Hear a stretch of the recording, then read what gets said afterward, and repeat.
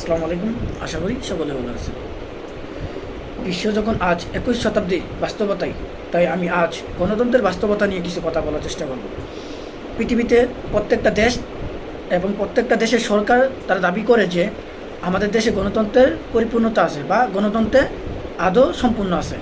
আবার একইভাবে অন্য একটি রাষ্ট্র তার সরকারের বিরোধী দল তারা দাবি করে যে গণতন্ত্রের পরিপূর্ণতা থাকা সত্ত্বেও একটি দেশে বিরোধী দল দাবি করে যে আমাদের দেশে আদৌ গণতন্ত্রের পরিপূর্ণতা নেই বা গণতন্ত্র নেই, এই দাবি করে। এই যখন বিশ্বের অবস্থা এবং গণতন্ত্রকে নিয়ে আমাদের মধ্যে যে একটা ব্যক্তিগত দৃষ্টিকোণ, এক এক মানুষের কাছে এক এক দৃষ্টিকোণ, তো গণতন্ত্র কী তা নিয়ে একটা বিতর্ক। তো একটি রাষ্ট্রে গণতন্ত্র আছে কি না তা পরীক্ষা করার উপায় আদৌ আছে কি না, আমি সেই পরীক্ষা করার এই ওয়েগুলো আজকে কথা বলার চেষ্টা করব এবং সেই ওয়েগুলো কী কী তা নিয়ে কথা বলার চেষ্টা করব। একটি রাষ্ট্র গণতন্ত্রে আদৌ আছে কি না বা গণতন্ত্র কতটুকু আছে তার মানদণ্ড পরীক্ষা করার জন্য আমি 5টা মানদণ্ডের উপরে কথা বলার চেষ্টা করব। একটি রাষ্ট্রে যখন এই 5টা মানদণ্ড থাকবে তখনই আপনি বুঝতে পারবেন এই রাষ্ট্রে গণতন্ত্র আছে। আবার 5টার মধ্যে যে কোনো একটা যখন পরিপূর্ণতা পাবে না বা সরকার বাস্তবায়ন করতে ব্যর্থ হবে তখনই মনে করবেন এই রাষ্ট্রে গণতন্ত্রের ত্রুটি আছে। তো চলুন এই 5টি গণতন্ত্রের মানদণ্ড নিয়ে। প্রথম মানদণ্ডটি হচ্ছে নিয়মিত নির্বাচন। গণতন্ত্রকে পরীক্ষা করার জন্য আমরা প্রথমেই দেখব একটা রাষ্ট্র নির্দিষ্ট কয়েক বছর পর পর যে একটা জাতীয় নির্বাচন দেয় সেটা ধারাবাহিকতা ঠিক আছে কিনা আর সেটা কন্টিনিউ হয় কি না। যেহেতু এই নির্বাচনের টোটালি আয়োজন করে থাকেন একটা নির্বাচন কমিশন, আর নির্বাচন কমিশনের প্রধান শর্ত হচ্ছে নিরপেক্ষ থাকা। কোনো একটা রাজনৈতিক দলের প্রতি বায়াস হওয়া যাবে না বা কোনো একটা রাজনৈতিক দলের প্রতি কী করা যাবে না, অবিচার করা যাবে না। মূল কথা, তিনি নিরপেক্ষ থাকা অবস্থায় সে একটা নির্বাচন আয়োজন করবেন। তো এই মানদণ্ডটা ঠিক থাকলে আমরা বুঝতে পারবো যে প্রথম স্টেপ ঠিক আছে। তো চলুন দ্বিতীয় স্টেপ জানা যাক। দ্বিতীয় মানদণ্ডটি হচ্ছে একটি গণতান্ত্রিক রাষ্ট্রে 3টি বিভাগ থাকে, যেমন আইন বিভাগ, শাসন বিভাগ ও বিচার বিভাগ। রাজনৈতিক অঙ্গন, এই 3টি হচ্ছে রাজনৈতিক অঙ্গন। তো আইন বিভাগের কাজ হচ্ছে আইন প্রণয়ন করা এবং শাসন বিভাগের কাজ হচ্ছে সে আইন বাস্তবায়ন করা এবং বিচার বিভাগের কাজ হচ্ছে কোনো একটি আইন যদি কেউ ভঙ্গ করে তাকে শাস্তির আওতায় নিয়ে আসা। এবং টোটালি মনে করবেন এই 3টা বিভাগ স্বাধীন। এই 3টা বিভাগের মধ্যে বিচার বিভাগকে কেউ এবং এমনকি সরকারি দল বা বিরোধী দল, প্রেসিডেন্ট, মন্ত্রী, এমপি, আমলা কেউ বিচার বিভাগকে কী করতে পারবে না, ব্যক্তিগতভাবে ইউজ করতে পারবে না বা দলীয়করণ করতে পারবে না বা কেউ কারো প্রভাব খাটাতে পারবে না, কারণ টোটালি বিচার বিভাগ স্বাধীন। বিচার বিভাগের কাজ হচ্ছে যখন কোনো অপরাধী, সে প্রেসিডেন্ট হোক, মন্ত্রী হোক, এমপি হোক, আমলা হোক বা বিরোধী দলের নেতা হোক বা দলীয় নেতা হোক, সে যত বড় হেটামুলা লোকই হোক না কেন, তাকে শাস্তির আওতায় নিয়ে আসতে হবে। এটাই হচ্ছে মূল কাজ। যখন এই ওয়েটা বাধাগ্রস্ত হবে তখনই মনে করবেন প্রাতিষ্ঠানিক স্বাধীনতা ত্রুটি আছে, তার গণতন্ত্রের পরিপূর্ণতা পায় নাই বা গণতন্ত্রের পরিপূর্ণতার ব্যর্থ। চলুন তৃতীয়টা জানা যাক। তৃতীয় মানদণ্ডটি হচ্ছে ধর্মনিরপেক্ষতা। ধর্মনিরপেক্ষতা বিষয়টি প্রথমে ক্লিয়ার করার চেষ্টা করব। সেকুলারিজম আমাদের কাছে দুইভাবে উপস্থাপন করা হয়েছে। এক হচ্ছে একজন নাগরিক বা মানুষ তার ধর্ম মানা এবং না মানার স্বাধীনতা। 2 নম্বর হচ্ছে আপনার কোনো একটি প্রতিষ্ঠানে বিশেষ কোনো ধর্মকে প্রাধান্য না দেওয়া। কারণ একটা রাষ্ট্র, একটা গণতান্ত্রিক রাষ্ট্রে সব ধর্মের মানুষ বসবাস করে এবং সব ধর্মের মানুষের সমন্বয়ে একটি রাষ্ট্র গঠন করা হয়।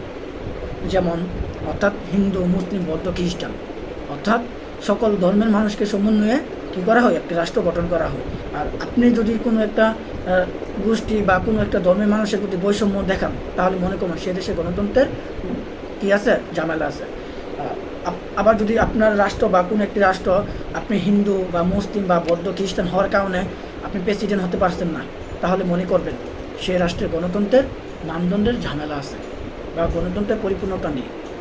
চলুন চতুর্থ মানদণ্ডটি নিয়ে কথা বলি। চতুর্থ মানদণ্ডটি হচ্ছে সংবিধানের প্রতি আনুগত্য। একটি গণতান্ত্রিক রাষ্ট্রের সংবিধান আছে কিনা প্রথমে দেখবেন, তারপরে দেখবেন যে সেই সংবিধানের অনুসারে এই রাষ্ট্র পরিচালিত হয় কি না, বা সংবিধানের মতো যদি কোনো একটি রাষ্ট্র পরিচালিত না হয় বা সংবিধানের বাইরে গিয়ে যখন একটি রাষ্ট্র পরিচালিত হয় তখন মনে করবে যে সেই রাষ্ট্রের গণতন্ত্রের ঝামেলা আছে বা এই রাষ্ট্রের গণতন্ত্র পরিপূর্ণতা পায়নি। চলুন সর্বশেষ স্টেপটি নিয়ে কথা বলা যাক। সর্বশেষ মানদণ্ডটি হচ্ছে বহুতত্ত্ববাদ। গণতন্ত্রের একটি গুরুত্বপূর্ণ বৈশিষ্ট্য হচ্ছে বহুতত্ত্ববাদ। সেকুলারিজম থেকে বহুতত্ত্ববাদ একটু ভিন্ন। সেকুলারিজম হচ্ছে ধর্মকেন্দ্রিক, আর বহুতত্ত্ববাদ হচ্ছে ধর্ম, বর্ণ, জাতি ও গোষ্ঠী নির্বিশেষে সকলের জন্য সমান অধিকার। অর্থাৎ পৃথিবীতে আপনি এমন কোনো দেশ পাবেন না যে দেশে বিভিন্ন ধর্ম নেই। যেমন হচ্ছে আধুনিক সিঙ্গাপুরের রাষ্ট্র গঠনটা যদি আপনি একটু দেখেন, সে দেশে মালয়, চাইনিজ, ইন্ডিয়ান এবং আরেকটা আছে, মোট 4টা জাতিকে নিয়ে তারা কী করছে, আধুনিক সিঙ্গাপুর গঠিত হয়েছে। তো আপনি যদি আমেরিকাতেও দেখেন, শ্বেতাঙ্গ, কৃষ্ণাঙ্গ এমন জাতিসত্তাকে নিয়ে একটি রাষ্ট্র, বা আফ্রিকান তাদেরকে নিয়ে একটি জাতিসত্তা, বা অনেকগুলো জাতিসত্তাকে নিয়ে বা অনেকগুলো জাতিকে নিয়ে কি একটা রাষ্ট্র গঠিত হয়। তো এখানে বহুতত্ত্ববাদের মূল কথা হচ্ছে সকল জাতিসত্তার জন্য রাষ্ট্র সমান আইন প্রয়োগ করবে। তো এই হচ্ছে মূল কথা। তো আপনি যখন এই 5টি মানদণ্ডের ওপর একটি গণতান্ত্রিক দেশের পরিমাপ করতে পারবেন, এই 5টি মানদণ্ডের ওপর ফেলে একটি গণতান্ত্রিক রাষ্ট্র পরিমাপ করতে পারবেন সে দেশে আসলে কতটা গণতন্ত্র আছে আর কোনগুলো বাধাগ্রস্ত হচ্ছে, তাহলে আপনি নিজেই সিদ্ধান্ত নিতে পারেন আজও এই দেশটি গণতান্ত্রিক প্রক্রিয়া আছে কিনা। আমি আরেকটু ক্লিয়ার করার চেষ্টা করব কয়েকটি দেশের উদাহরণ দিয়ে। ইসরায়েলে প্রতি 4 বছর পর পর জাতীয় নির্বাচন অনুষ্ঠিত হয়, সেটা কন্টিনিউ থাকে সবসময়। 1 নম্বর গেল। তারপরে হচ্ছে আপনার ইসরায়েলে আইন বিভাগ, শাসন বিভাগ, বিচার বিভাগ, এই 3টা বিভাগ সম্পূর্ণ স্বাধীন। এ গেল 2। 3 নম্বর হচ্ছে তাদের সেকুলারিজম। ইসরায়েল আসলে সেকুলারিজমে বিশ্বাসী নয়। তাদের জাতি রাষ্ট্র অর্থাৎ ইহুদি রাষ্ট্রের উপর তারা রাষ্ট্র কাঠামো পরিচালিত হয়। তো তারা সেকুলারিজমে বিশ্বাসী নয় বা বিভিন্ন ধর্মের উপর বিশ্বাসী নয়, তারা ইহুদির উপর ভিত্তি করে তাদের রাষ্ট্র কাঠামো পরিচালিত হয়। তো গেল 3। 4 নম্বর হচ্ছে ইসরায়েলের সংখ্যাগুরু এবং সংখ্যালঘুর মধ্যে তেমন কোনো দ্বন্দ্ব নেই। এই হচ্ছে বিষয়। 4 নম্বর হচ্ছে সকল রাজনৈতিক দল এবং মত প্রকাশের স্বাধীনতা রয়েছে জনগণের, এবং সংবাদকর্মীদেরও স্বাধীনতা রয়েছে।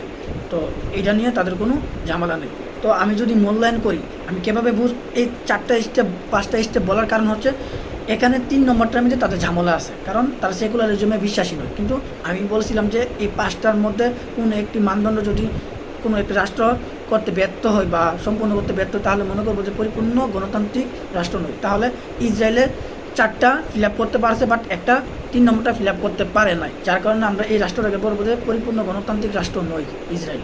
তবে আপনি একইভাবে বলতে পারবেন না যে এটা একবারে গণতান্ত্রিক রাষ্ট্র না, কেননা যে 5টা স্টেপের মধ্যে সে 4টে স্টেপ সম্পূর্ণ করতে পারছে, তার মানে এই রাষ্ট্র গণতান্ত্রিক রাষ্ট্র, তবে বাট মানে কি পরিপূর্ণ গণতান্ত্রিক রাষ্ট্র নয়। তো আশা করি আমার টোটালি কথাগুলো বুঝতে পারছেন। আপনারা এই 5টি মানদণ্ডের উপর যে কোনো দেশের গণতান্ত্রিক রাষ্ট্র আছে কি না আদৌ, আর থাকলেও কেমন আছে তা যাচাই করার সহজ হবে আপনাদের জন্য।